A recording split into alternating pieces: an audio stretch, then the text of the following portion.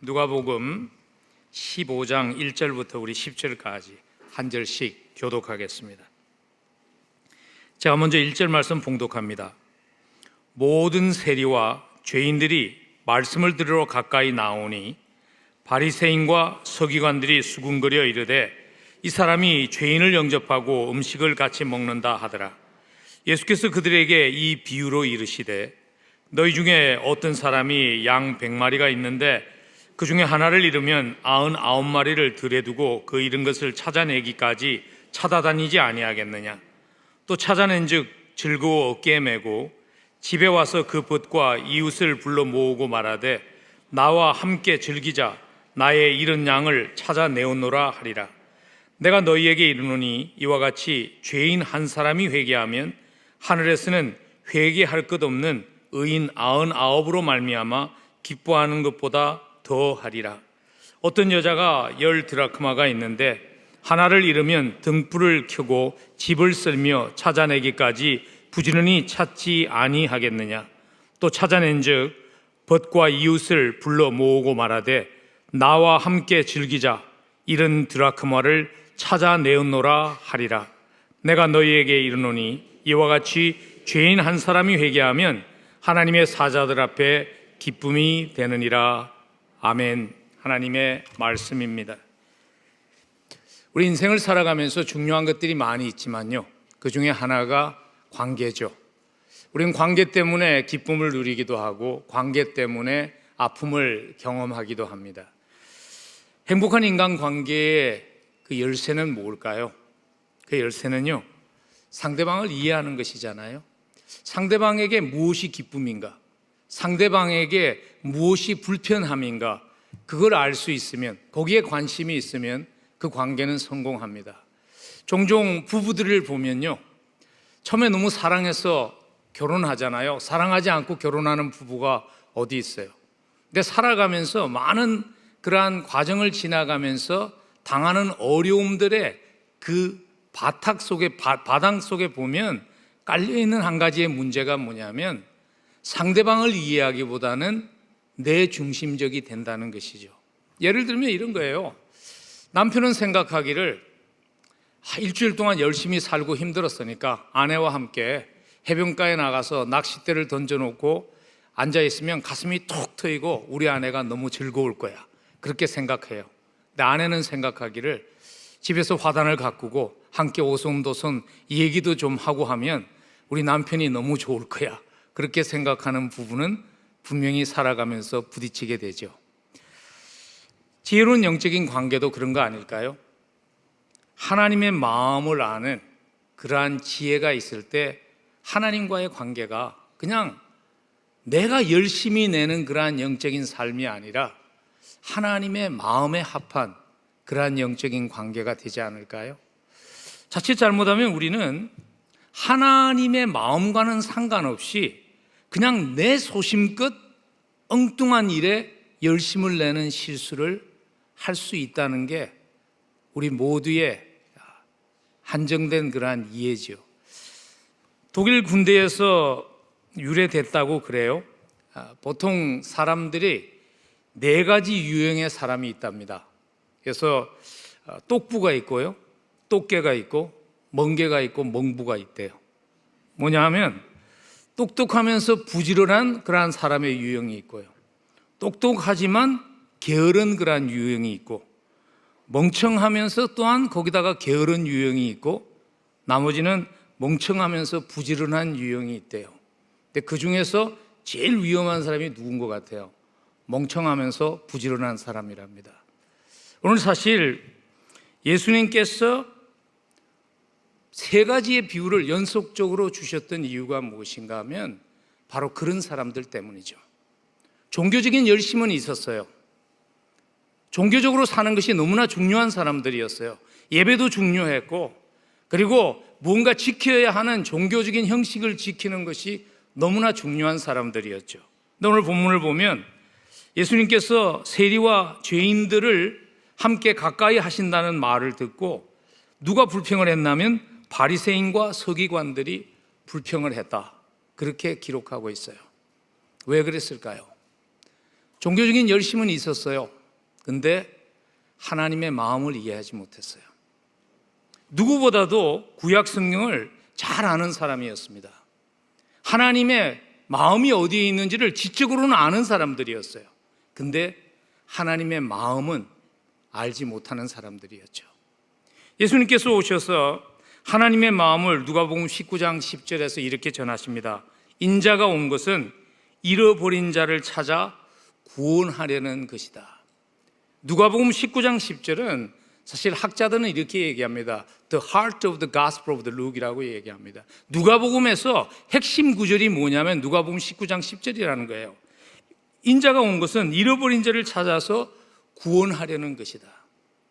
근데 오늘 놀랍게도 그 일을 하고 있는 예수님께 다른 사람도 아니에요.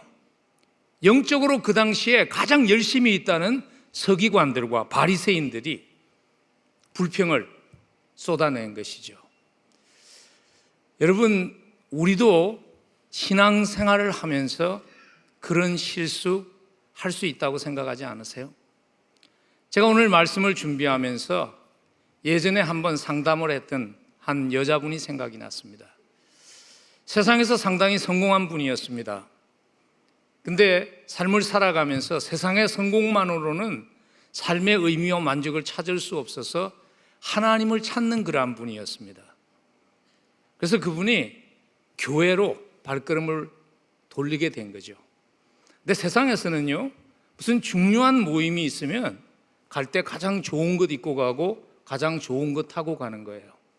그래서 이분이 교회에 오면서 고급 외제차를 타고 명품 가방을 들고 명품 옷을 입고 교회를 왔어요.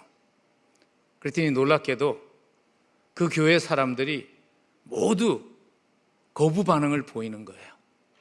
저런 여자가 왜 우리 교회에 들어왔지? 저런 사람이 우리 교회에 들어오면 교인들이 물들 수 있는데 왜 저런 사람이 우리에게 다가온 거야? 하면서 정죄하는 눈길로 바라보게 되어서 영적으로 갈급함이 있음에도 불구하고 영적인 공동체를 찾지 못해서 어려워했던 그 한 사람이 생각이 났습니다. 근데 아이러니컬한 거는 뭐냐면요, 그 교회가 영적인 일에 관심이 없는 교회가 아니었다는 겁니다. 누구보다도 성경 공부를 중요시하는 교회였습니다. 누구보다도 예배를 중요시하는 교회였습니다. 근데 왜 그런 일이 있을 수 있는 것일까요? 그 이유는 뭐냐면요, 교회가 존재하는 목적을 잊어버린 거예요. 다른 말로 하면 하나님께 뭐가 중요한 것에 관심이 없었기 때문이죠. 여러분, 하나님의 중심을 바로 알아야 됩니다. 하나님의 중심을 알지 못하면요, 우리의 열심이 그냥 종교적인 열심, 하나님과는 그렇게 상관이 없는 나만을 위한 종교적인 열심이 되면 바리새인과 서기관들의 실수를 우리도 답습하게 되는 것이죠.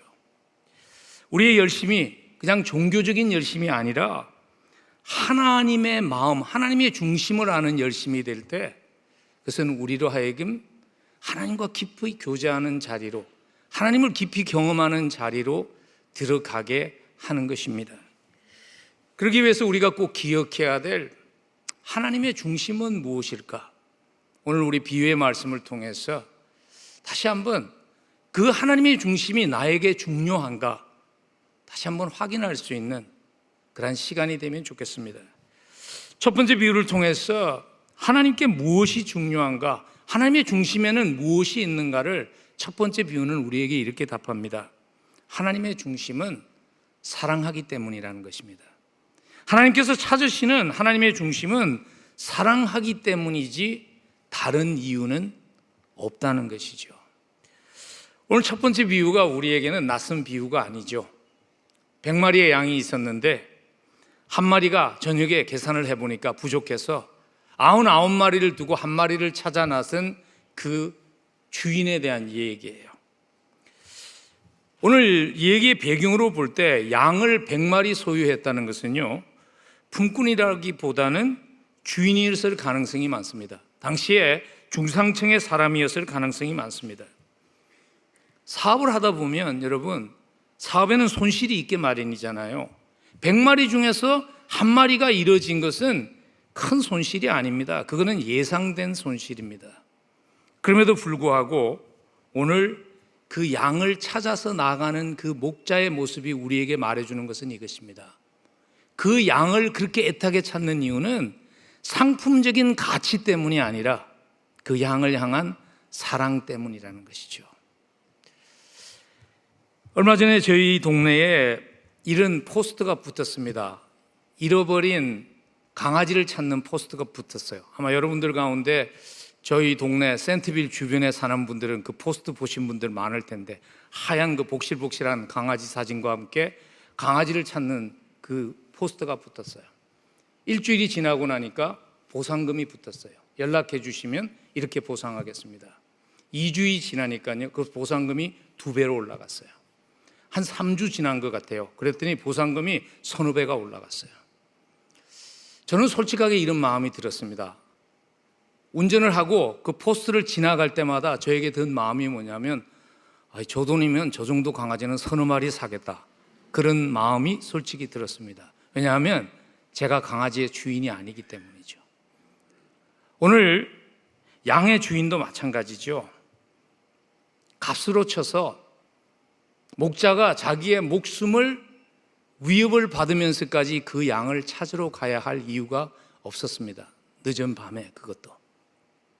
근데 그를 찾아 나갔던 이유는 그거죠. 돈으로 잃어버린 강아지를 대신할 수 없듯이 양을 향한 그 사랑이 그 자리를 향해서 나가게 한 것이죠. 여러분, 하나님의 중심을 이해할 수 있으면 좋겠어요. 하나님이 우리를 찾으시는 이유도 우리가 쓸모 있기 때문이 아닙니다. 오늘 목자가 양을 찾던 이유가 이 양이 나머지 99마리보다 더 가치가 있기 때문이 아니었던 것과 같이, 하나님이 우리를 찾으시는 이유는 우리가 무언가 찾으면 하나님께 쓸모가 있기 때문 아닙니다. 오해하지 않았으면 좋겠어요. 하나님이 단지 우리를 찾으시는 이유는요, 사랑하기 때문이죠. 사실 하나님이 꼭 우리를 필요로 할까요? 아닙니다. 근데 하나님이 우리를 찾으시는 것은 사랑 때문이죠. 근데 종종 하나님의 중심을 오해하는 분들을 만나게 됩니다. 특별히 아직 하나님을 인격적으로 만나지 못한 분들에 대해서 하나님의 마음을 전할 때 그 눈빛을 통해서 받는 인상은 무엇인가 하면요, 속셈이 있을 거 아니야 하는. 왜냐하면 세상엔 공짜가 없어요. 세상에는 귀한 것일수록 다 값을 지불해야 돼요. 근데 하나님의 속셈이 뭐야 하는 그러한 눈길. 하나님을 만나지 못한 사람들에게는 그게 너무나 당연한 것이죠. 근데 더 안타까운 것은 이것입니다. 하나님을 이미 만났는데 하나님을 만난 자녀들 가운데도 이런 분들을 종종 만난다는 것이죠. 주님을 만났지만 주님과 거리를 두고 거리를 유지하면서 너무 가까이 다가가면 안 돼 하는 모습으로 살아가는 분들이 이런 분들 아닐까요? 혹시 이 자리에는 그런 분들이 계시지 않는지 모르겠습니다. 어쩌면 교회를 통해서 또는 주변의 그리스도인들을 통해서 받은 상처 때문일 수도 있죠. 불행하게도 그런 일들이 교회에서 생겨요. 한 좀 사업이 안 돼서 어려운 분을 만나서 제가 교회 나오라고, 교회 오셔야죠. 그때 그분이 저에게 이렇게 답했던 것이 기억이 납니다. 사업이 좀 잘 되면 가려고 그래요. 그래서 제가 아니 사업이 안 되니까 어려우니까 교회를 오셔야죠. 그랬더니 그분이 이렇게 얘기했어요. 교회도 돈 안 되는 사람에게는 별 관심이 없던데요. 여러분, 교회에서 사실 우리가 당한 아픔이 있죠. 저는 20대 초반에 예수님을 만났어요. 예수님을 만나고 사실 교회 안에서 당한 아픔들이 있죠. 필요할 때는, 유용할 때는 막 관심을 보이다가 더 유용한 사람이 나타나면 본체만체도 하지 않는 그러한 아픔이 저에게도 있어요. 근데 그게 하나님의 중심을 말하는 것은 아니라는 겁니다. 여러분, 지상교회는 완전하지 않아요. 이 땅을 살아가는 그리스도인들은 목사마저도 완전하지 않아요. 그래서 그 사람들의 부족함 때문에 하나님의 중심을 오해하게 되면 두 번 손해보게 되는 것이죠.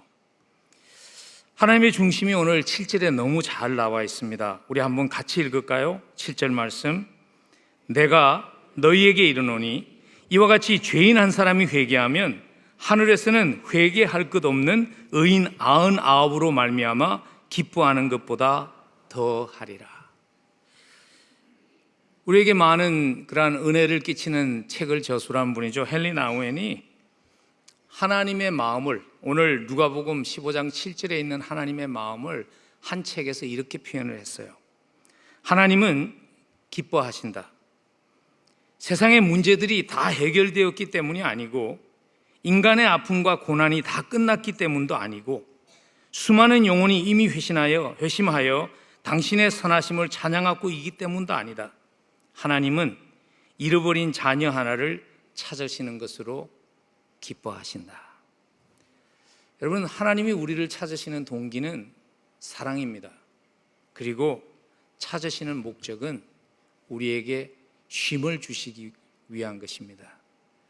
그래서 마태복음 11장 28절에 보면 수고하고 무거운 짐진 자들아 다 내게로 오라 내가 너희를 쉬게 하겠다고 초청하시죠. 여러분, 길을 잃은 양에게는 쉼이 없는 것이죠. 그와 마찬가지로 하나님을 떠나서 사는 인생에는 쉼이 없어요. 저는 20대 초반에 대학생 시절에 예수님을 만났어요. 예수님을 만나기 전까지 제 삶에는 쉼이 없었습니다. 왜냐하면 왜 사는지를 몰랐기 때문입니다. 왜 공부해야 되는지를 몰랐어요. 원래 공부를 잘 못하는 학생들은 그런 질문을 많이 해요. 왜 내가 학위를 꼭 받아야 하는가? 왜 내가 꼭 좋은 대학을 졸업해야 하는가? 왜 내가 꼭 좋은 직장을 잡아야 하는가? 왜 내가 결혼을 해야 되는가? 알지 못했어요. 그러면서도 남들이 다 그렇게 사니까 뒤지지 않기 위해서 정신없이 따라가는 삶은 쉼이 없었어요. 그러다가 예수님을 만나고 깨닫게 됐습니다. 내 삶 속에 쉼이 없는 이유가 무엇인지를 깨닫게 됐습니다. 그것은 뭐냐면 내 속에 있는 끊임없이 나의 가치를 증명해야 된다는 그것이 나로 하여금 쉼이 없는 삶이 되게 한 것이죠. 예수님을 만나고 나서 내 가치가 하나님의 아들됨에 있다는 것을 깨닫고 나서 저는 쉼을 얻었습니다. 여러분들은 어떠신가요? 혹시 아직도 교회 나와 앉아 있지만 삶이 여전히 쉼이 없고 목마르다면, 혹시 나는 찾아진 존재인가를 한번 돌아보아야 하지 않을까요? 여러분, 교회 안에 와서 앉아 있다고 다 하나님이 찾으신 한 사람이 된 것은 아닙니다. 세 번째 비유에 보면 탕자의 비유가 나오거든요. 아버지의 재산을 가지고 멀리 나가서 살았던 그 탕자는 잃어버린 아들이었죠. 그러나 그와 함께 아버지 바로 옆에 있었지만 쉼이 없었던 큰 아들, 그 아들도 사실은 잃어버린 아들이었죠. 혹시 여전히 내 삶 속에 쉼이 없다면 무엇이 나로 하여금 하나님을 정말 경험하는 것을 망설이게 하고 있는지, 혹시 그 이유가 하나님을 향해서 내가 여전히 가지고 있는 많은 의문들 때문은 아닌지 모르겠습니다.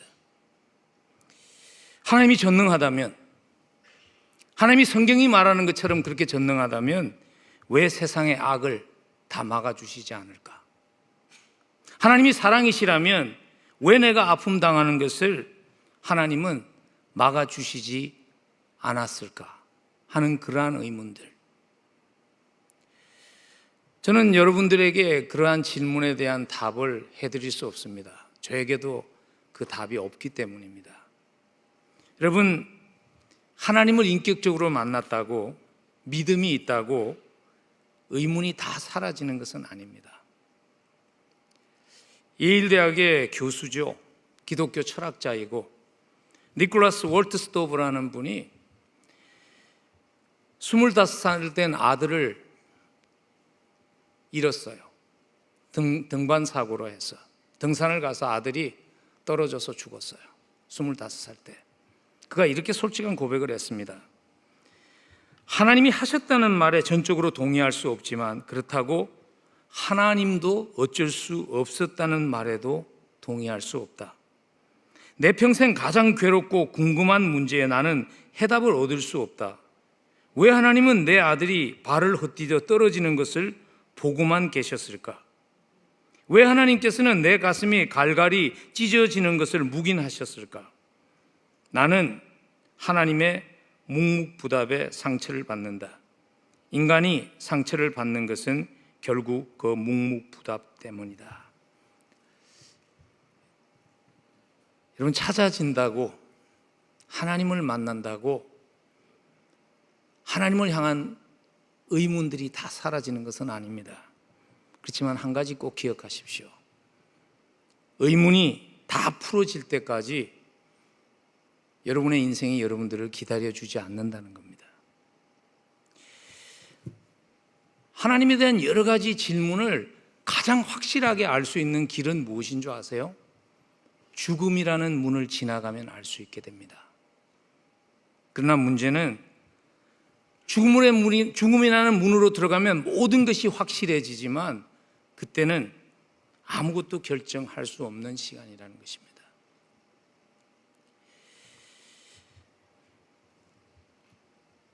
여전히 하나님에 대한 의문을 가지고 우리는 살아갑니다. 그러면서도 하나님에 대한 결정을 내릴 수 있는 이유는 십자가입니다. 십자가를 통해서 보여주신 그 사랑 때문에 우리 인생을 살아가면서 하나님을 향해서 가지고 있는 많은 질문들을 보류하고 하나님을 의지하며 살아갈 수 있는 결정을 내릴 수 있게 됩니다. 저는 열린문 가족들이 하나님의 중심을 알기를 간절히 소원합니다. 하나님의 중심을, 열린문 교회가 그 하나님의 중심을 알고 하나님의 중심을 전할 수 있는 교회가 되기를 간절히 소원합니다.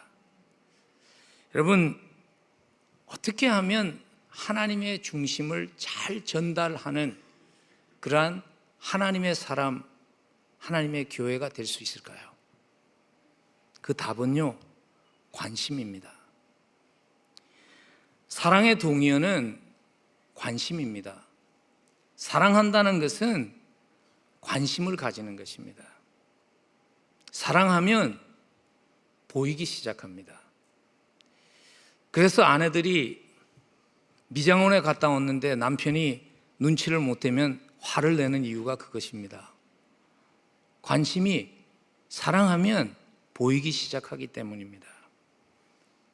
예수님은요, 관심의 달인이셨죠.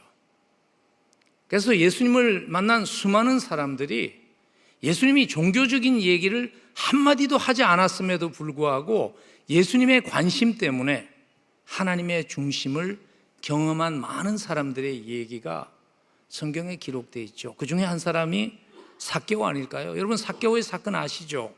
누가복음 19장에 등장하는 삭개오를 보면요, 예수님께서 지나가실 때 수많은 군중들이 따라다녔는데 삭개오는 나무 위에, 뽕나무 위에 올라가서 숨어 있었잖아요. 숨어서 예수님을 지켜보고 있었는데 예수님이 그에게 말씀하시죠. 누가복음 19장 5절에서 그를 쳐다보시고 이르시되 삭개오야, 속히 내려오라. 내가 오늘 너희 집에 유하여야 하겠다. 근데 그 스토리를 읽어보면요, 예수님이 십계명에서 대해서 가르치지 않아요. 예수님이 이런 거 저런 거 해야 된다고 가르치지 않아요. 근데 삭개오가 회개하죠. 그래서 내가 세리로서 사람들의 그 소중한 것들을 빼앗은 것이 있으면 배상하겠다고 관심이 하나님의 중심을 삭개오로 하여금 경험하게 한 것이죠. 여러분, 마태라는 사람도 그런 사람 아닌가요? 누가복음 9장 9절에 보면 예수님이 마태를 만났을 때 마태가 세관에 앉아 있었다고 기록합니다. 근데 당시의 세관은 세금을 많이 걷기 위해서요, 가장 많은 사람들이 지나가는 길거리에 세관을 세웠어요. 근데 대부분의 사람들은 마태에게 관심이 없었죠. 유대인들도 침을 뱉는지 모르겠어요. 제 생각에 아마 한국 사람들이 지나갔으면 다 침 뱉고 지나갔을 것 같아요. 근데 예수님께서 마태에게 관심을 보이시죠. 그러면서 마태야, 나를 따라오너라 했는데, 마태가, 여러분, 당시의 세관이라는 것은 철밥통입니다. 근데 그거 그 자리에서 버리고 예수님을 따라갑니다. 왜냐하면 예수님의 관심을 통해서 하나님의 마음을, 하나님의 중심을 경험했기 때문입니다. 여러분, 우리 주변에 하나님의 사랑을 목말라 하는 사람들이, 하나님의 사랑을 기다리는 사람들이 얼마나 많은지 모릅니다. 단지 그들이 지금 자기를 목마르게 하고 자기를 무언가 그립게 하고 자기에게 있는 영혼의 향수병이라는 것이 하나님을 향한 것이라는 것을 그들이 알지 못하는 것뿐이지, 하나님의 사랑에 목말라 하는 사람들이 우리 주변에 얼마나 많이 있는지 모릅니다. 우리의 작은 관심이 그들로 하여금 하나님 앞에 나오게 할 수 있습니다. 우리의 작은 관심이 그들로 하여금 하나님의 사랑을 경험하게 할 수 있습니다. 한 초등학교 선생님이요, 추수감사절이 가까워오면서 클래스룸에서 아이들에게 이런 숙제를 줬어요. 네가 가장 감사하다고 생각하는 것 한 가지를 그려오라고 숙제를 줬어요. 아이들이 여러 가지 그림을 그려왔어요. 어떤 아이는 터키를 거기다 그려온 애도 있고요, 어떤 아이는 자기의 집을 그려온 아이도 있고요, 어떤 아이는 생일 선물로 받은 자전거를 그려온 아이도 있었어요. 근데 그 중에 한 아이가 한 사람의 손을 그렸어요. 처음에는 선생님이 그게 농부의 손이라고 생각을 했어요. 왜냐하면 추수감사절이니까. 근데 그 손을 자세히 들여다보니까 투박한 농부의 손이 아니라 고운 여성의 손이었어요. 그래서 궁금해서 그 아이에게 물어봅니다. 이게 누구의 손이냐고. 그랬더니 그 아이가 하는 얘기가 뭐냐면, 선생님의 손입니다. 나는 친구가 없어서 브레이크 타임이 되면 항상 운동장 그늘진 곳에 혼자 외롭게 서 있을 때 저에게 다가오셔서 제 손을 잡아주셨던 선생님의 손입니다 라고 그 아이가 답했대요. 아마 그 아이가, 그 선생님이 그리스도인이었다면 그 아이는 하나님을 만났을 것입니다. 여러분, 교회가 존재하는 목적이 하나님의 중심을 세상이 알게 하기 위한 것이라는 것을 잊지 않았으면 좋겠습니다. 근데 불행하게도 교회가 시간이 가면서 그것을 잊어버리기가 참 쉽습니다. 얼마 전에 주님의 품에 안기신 팀 켈러 목사님이 자기 한 책에서 이렇게 쓰셨더라고요. 교회는 보수적이고 확실하며 도덕주의적인 사람들을 끌어오는 경향이 있다.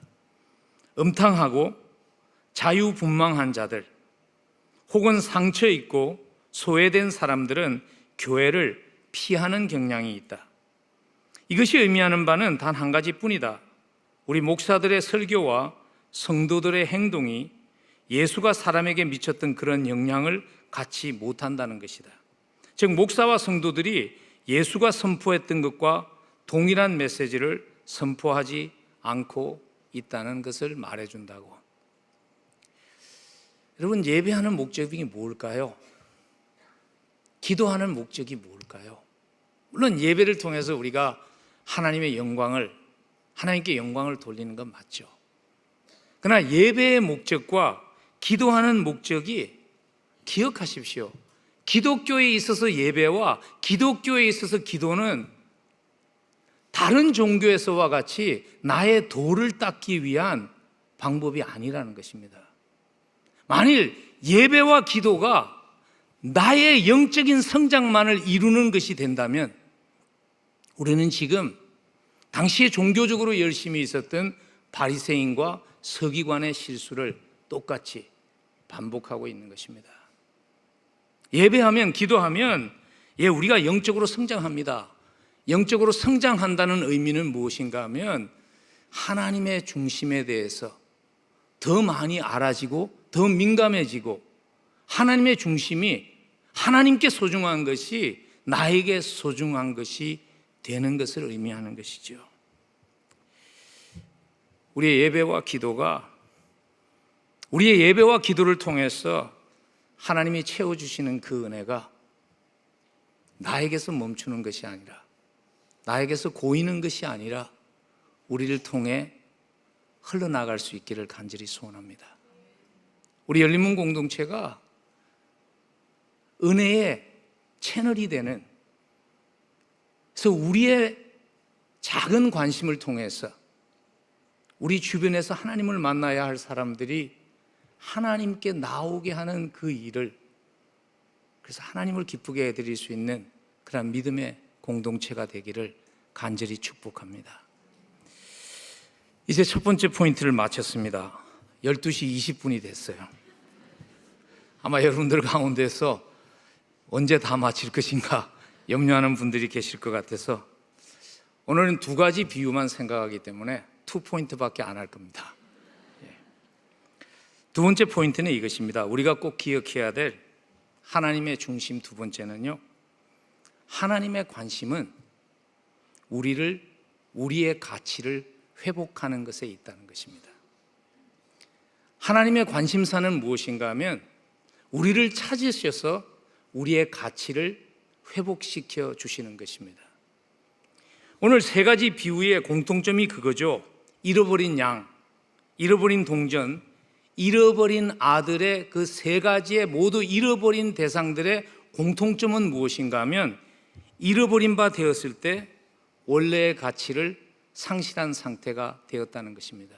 근데 오늘 특별히 10드라크마의 가운데 잃어버려진 한 동전에 대한 비유가 그것을 더 강조하고 있는 이유가 무엇인가 하면요, 오늘 잃어버린 한 동전은 그냥 주머니 속에 있던 10개의 동전 중에 하나를 잃어버린 것이 아니기 때문입니다.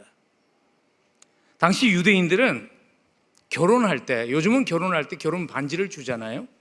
근데 당시 유대인들은 결혼할 때 동전 10개를, 드라크마 10개를 이렇게 체인을 만들어 가지고 신부의 머리띠로 주었습니다.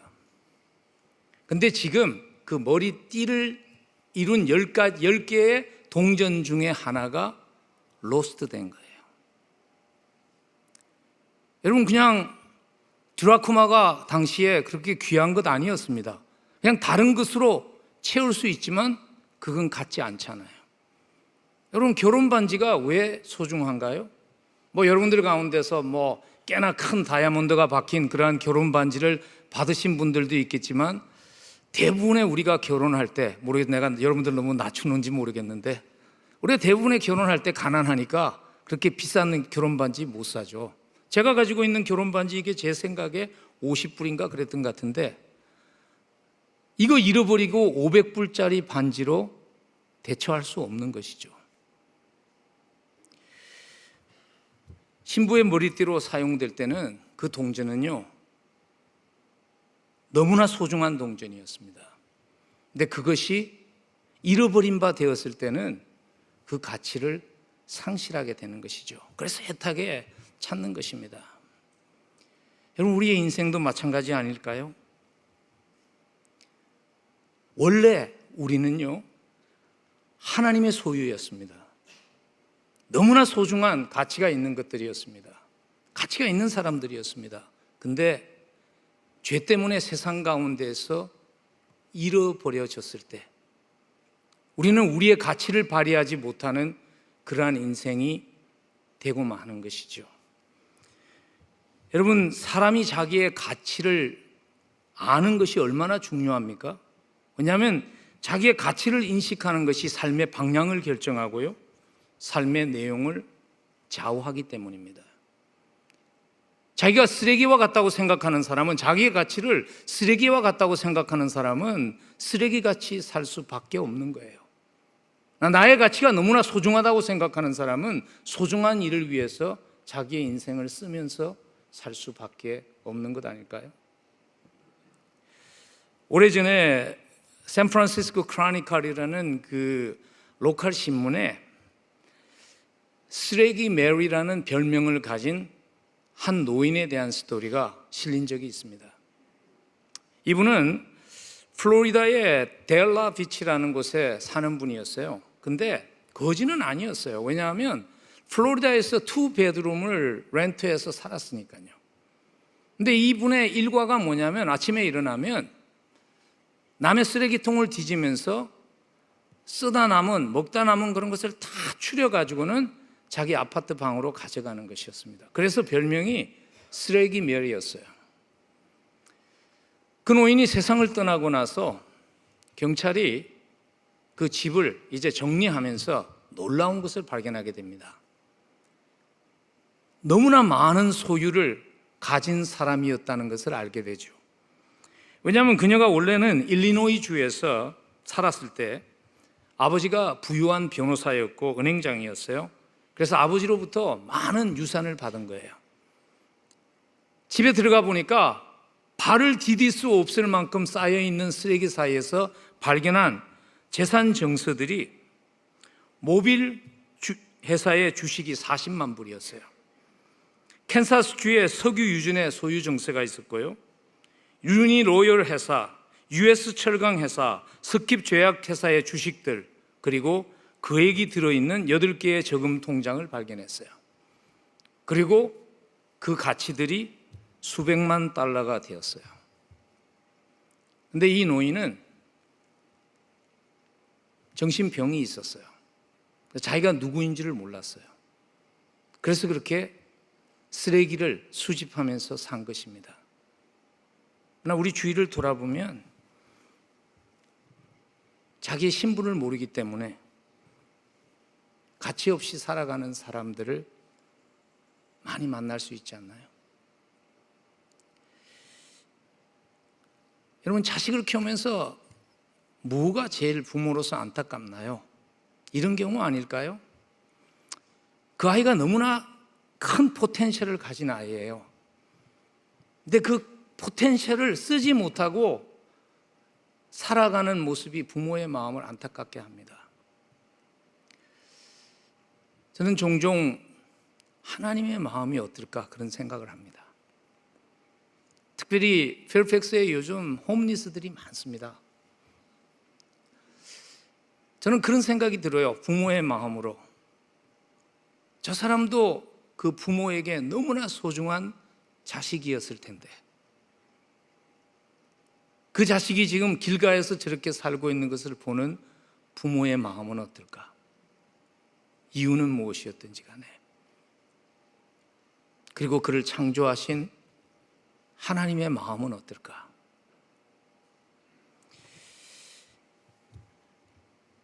하나님의 마음, 하나님의 안타까움을 아는 그러한 교회가 되었으면 좋겠습니다.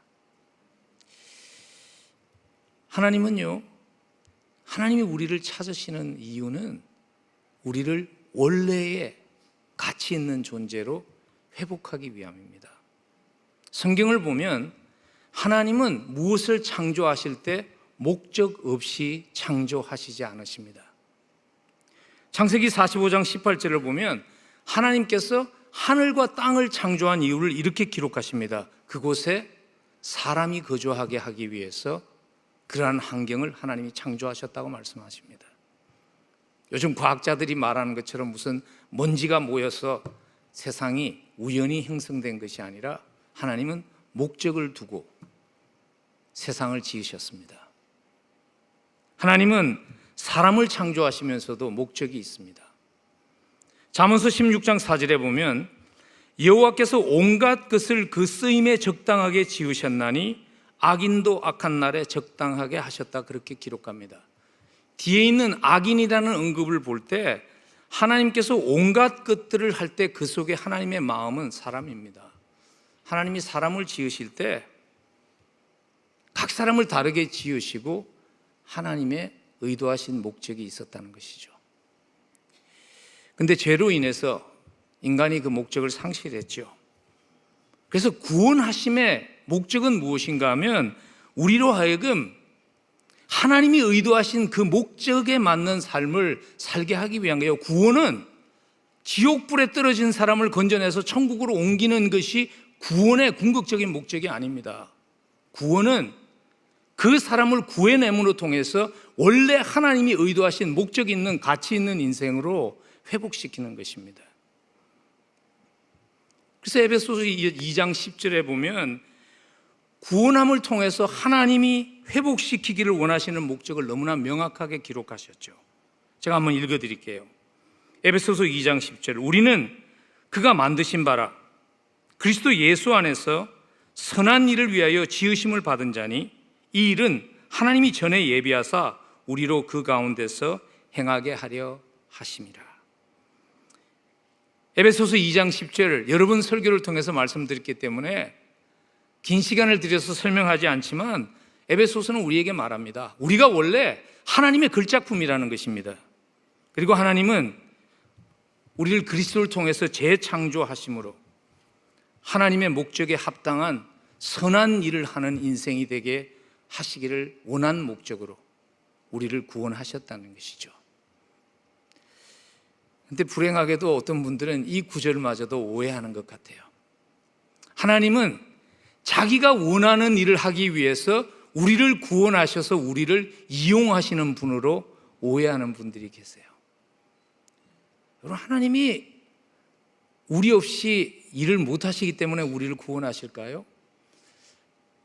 우리같이 불완전한 사람, 죄송합니다, 여러분들을 격하하는 것 같아서 불완전한 사람을 통해서 일하시는 것보다 천군 천사를 통해서 일하신다면 효율적인 면에 있어서는 훨씬 더 효과적으로 일하실 수 있지만 하나님이 우리를 구원하시고 우리에게 하나님의 일을, 하나님의 목적을 이루는 일을 하게 하시는 이유는 무엇인가 하면 우리는 그러한 일을 할 때, 그러한 자리로 회복될 때 하나님의 기쁨에 동참하는, 세상이 줄 수 없는 기쁨을 누리는 존재로 창조되었기 때문입니다. 여러분, 구약에서 가장 대표적인 축복 기도가 민수기 6장 25절입니다. 여호와는 그의 얼굴을 내게 비추사 은혜 베푸시기를 원하며 하는 민수기 6장 25절의 그 핵심적인 의미를요, 뉴 리빙 트랜슬레이션에는 좀 어여기기는 하지만 아주 잘 담은 것 같아요. 이렇게 번역을 했습니다. 하나님이 당신을 향해 미소 짓기를 원합니다. 여러분 혹시 기억하시는지 모르겠어요. 어릴 때 이렇게 학교에서 학예회 같은 거 하면, 제가 어릴 때는 아버지는 잘 안 왔어요. 주로 어머님이 오셨던 것 같아요. 수많은 사람들 가운데 자기 엄마의 얼굴이 보여요. 그리고 그 엄마가 내가 하는 그 퍼포먼스 때문에 막 미소 짓는 모습이 우리에게 얼마나 기쁨이 되었는지 혹시 아직도 기억하시나요? 하나님의 미소, 하나님의 기쁨을 느낄 때 우리는 그 어떤 것과 비교할 수 없는 그러한 행복을 느끼게끔 창조된 존재입니다. 그것을 깨달은 한 사람, 그래서 인생의 목표를 바꿀 수밖에 없었던 한 사람이 사도 바울입니다. 그래서 사도 바울이 고린도후서 5장 9절에서 이런 고백을 합니다. 그런즉 우리는 몸으로 있든지 떠나든지 주를 기쁘시게 하는 자가 되기를 힘쓰노라. 바울이 경험한 겁니다. 사도 바울이 다른 거 많이 해봤어요. 학위도 가져보고요, 지위도 가져보고. 근데 그가 빌립보서에서 그렇게 말하잖아요. 그런 모든 것들을 배설물과 같이 내가 버립니다. 왜냐하면 그거 깨달은 것입니다. 그게 내 인생에 내가 찾는 의미와 만족과 기쁨을 주는 것이 아니라 하나님의 미소가, 하나님의 기쁨이 내가 찾는, 내가 갈망하는 그것이라는 것을 바울이 깨달았기 때문인 것이죠. 여러분, 신앙생활을 하면서 우리가 이 질문을 좀 자주 하면서 하면 좋겠어요. 무엇이 하나님을 가장 기쁘게 하실까? 오늘 누가복음은 우리가 나누었던 본문엔 두 번씩이나 반복해서 그 답을 하시고 있죠. 7절에 보면 내가 너희에게 이르노니 이와 같이 죄인 한 사람이 회개하면 하늘에서는 회개할 것 없는 의인 99으로 말미암아 기뻐하는 것보다 더하리라. 그리고 10절에 가서 또 거의 같은 말씀을 하십니다. 내가 너희에게 이르노니 이와 같이 죄인 한 사람이 회개하면 하나님의 사자들 앞에 기쁨이 되느니라. 여러분, 혹시 이 자리에 아직도 하나님이 찾으시는 자리에 있다면 그 하나님의 기쁨을 한번 함께 찾아짐을 통해서 맛볼 수 있기를 간절히 소원합니다. 찾아짐을 통해서요, 하나님을 만나고 하나님이 의도하신 자리에 설 때까지 우리는 목적 있는 인생을 살 수 없습니다. 소련의 러시아의 소설가죠, 안드레이 비코프라는 분이 하나님은 없다는 무신론적인 공산 정권 아래서 자랐습니다. 27살이 되었을 때 그가 인생의 바닥을 치는 경험을 하게 돼요. 왜냐하면 자기가 살아야 할 이유를 알 수 없는 거예요. 그리고 내가 내일이라는 시간에 소망을 두어야 할 이유를 솔직하게 찾을 수가 없는 거예요. 그럼 소망이 없다면 내가 왜 살아야 하는가 하는 문제를 두고 하루는 레닌그라드에서 지하철을 타고 가다가 갑자기 한 포스트가 자기의 눈길을 사로잡았다는 겁니다. 그 포스트에 이렇게 써 있었어요. Without God, life makes no sense. 하나님 없이는 인생을 이해할 수 없다 하는 그 포스트가 그로 하여금 하나님께 한 발자국 한 발자국 돌아오게 하는 터닝 포인트가 되었다고 그는 간증합니다. 여러분, 하나님 없이는 인생을 이해할 수 없습니다. 아무리 타고난 학자도 하나님 없이는 인생을 이해할 수 없습니다. 여러분들도 잘 아는 학자죠. 버트란트 러셀이라는 분, 영국의 유명한 무신론자입니다. 탁월한 학자입니다. 수학자이고요, 필라소퍼이고요, 철학자이고요. 하여간 노벨상도 탔잖아요. 근데 버트란트 러셀이 이런 글을 썼어요. 저로 하여금 많은 질문을 하게 했습니다.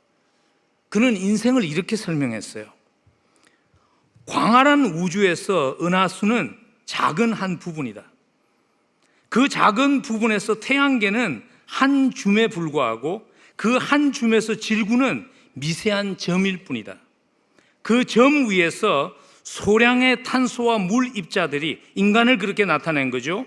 수십 년간 기어다니다가 마침내는 분해되어서 다시 자신이 생성된 구성 요소로 돌아갈 뿐이다.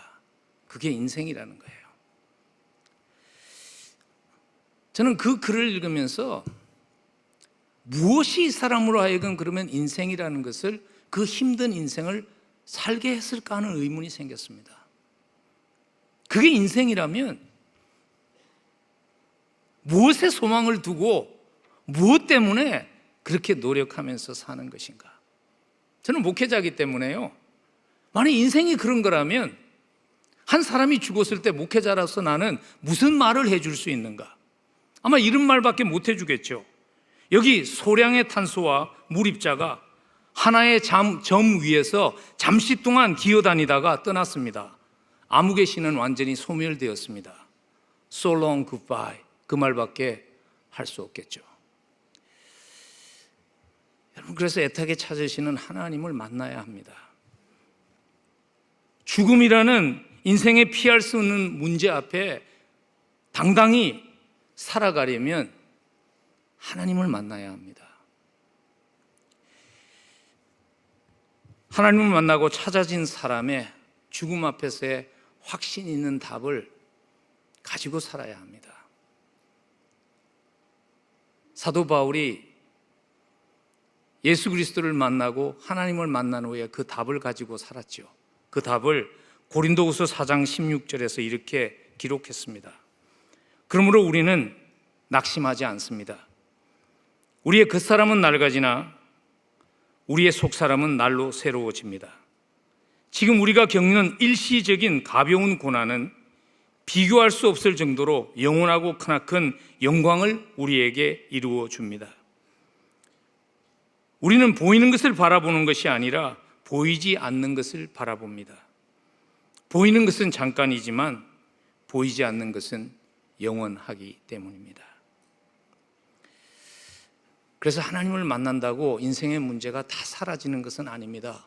그러나 하나님을 만나면 많은 인생의 문제를 안고서도 내일을 살아야 할 수 있는, 내일을 소망할 수 있는 그 힘을 가질 수 있게 되는 것입니다.